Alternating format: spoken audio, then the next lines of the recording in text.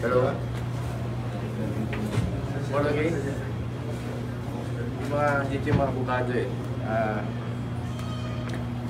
Sabi kanina ni General Malville na makasama kami. Opo, pumayag naman po si General Malville kanina. Oo, sinabi ni General Malville kanina.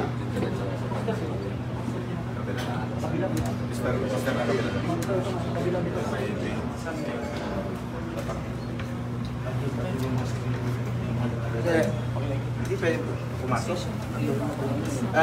Nandito po kami ngayon, mga abogado, ni dating Pangulong Duterte, at dito rin po yung doktor niya.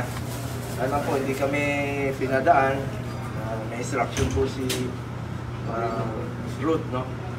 Hindi kami papasukin. Constitutional right po yan, yung medical, nandito yung mga doktor. Doc Agnes? Agnes. Ito yung mga doktor nila. Schedule for procedure po si former President Duterte. Kaya lang, ayaw kami papasukin din sa abogado.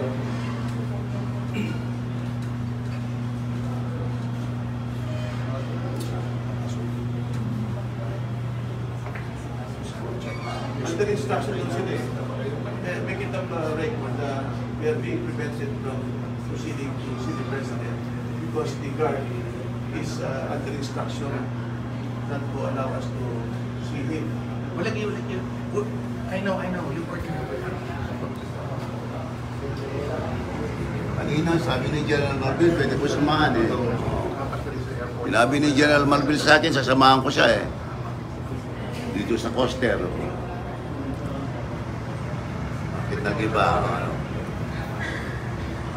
Bawal po, ma'am? Bawal kayo? Ano po na ilak lang po yung pinto. Yun lang po yung tinanggap ng instruction.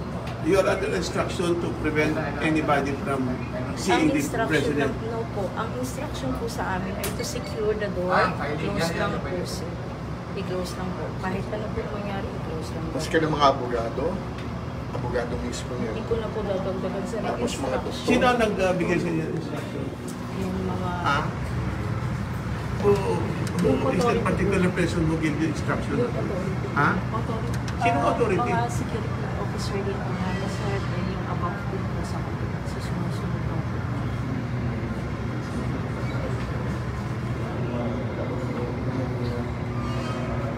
Magaling doktor, hindi pwede papasok.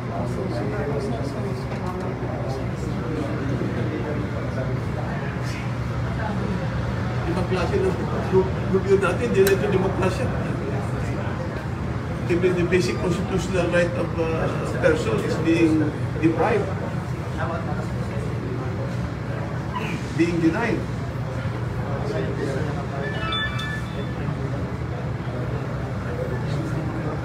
Ayun si Torre. Ayun si Torre. Ano pa? Papunta na rito. Dito.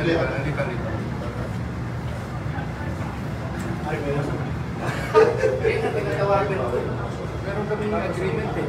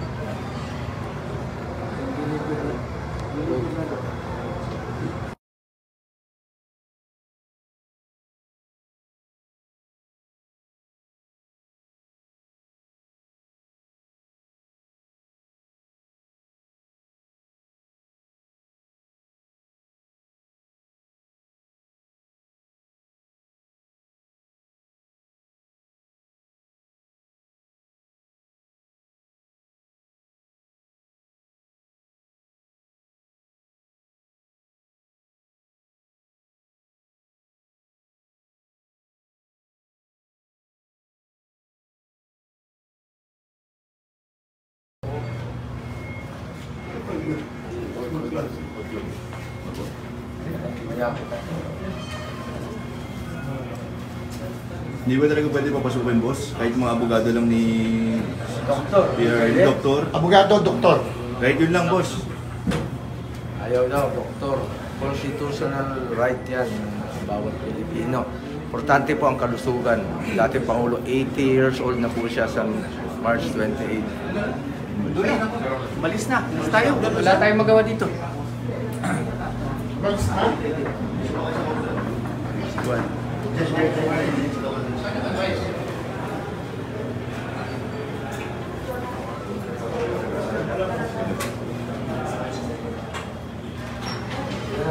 Nakalis na po. Nakalis na daw po.